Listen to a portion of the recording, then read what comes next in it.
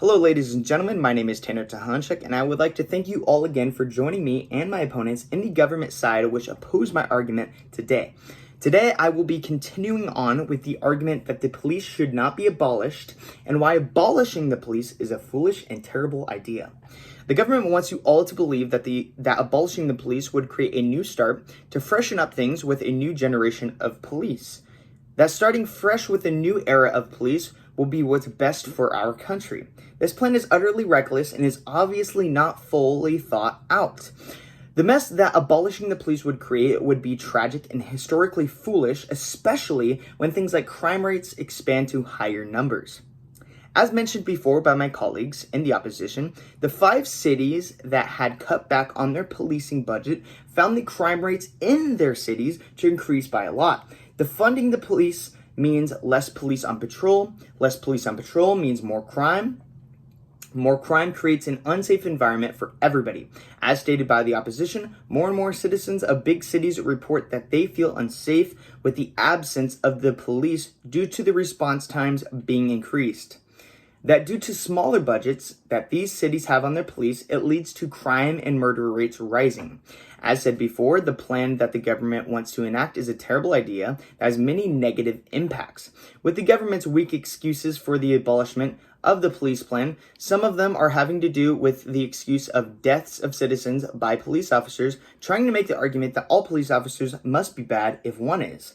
This is a very wrong ideology of the police and falsely accuses officers by placing them all in the same category.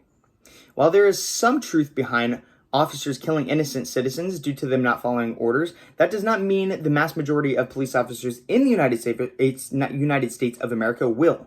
That is very small of the government to make such an overwhelming assumption of the police force.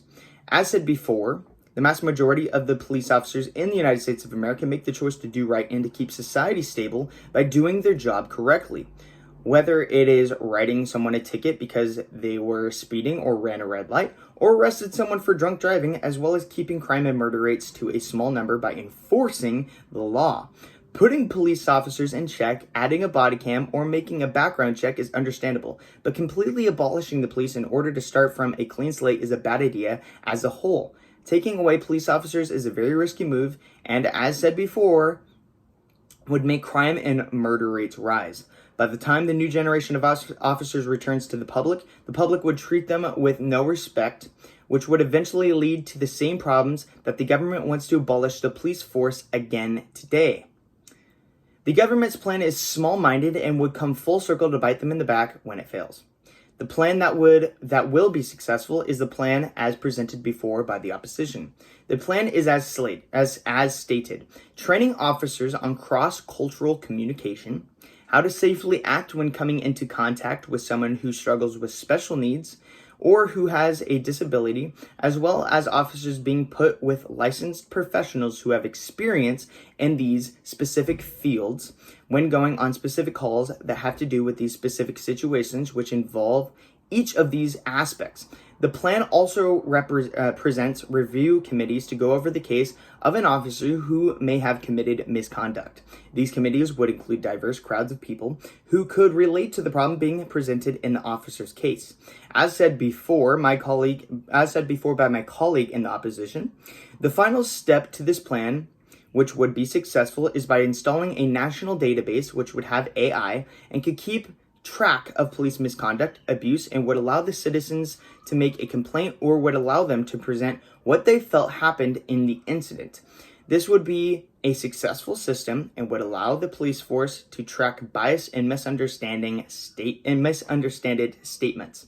This plan is overall a successful plan which would bring peace to the public and to the police, while the government's plan is absurd and has many holes in it. Thank you very much.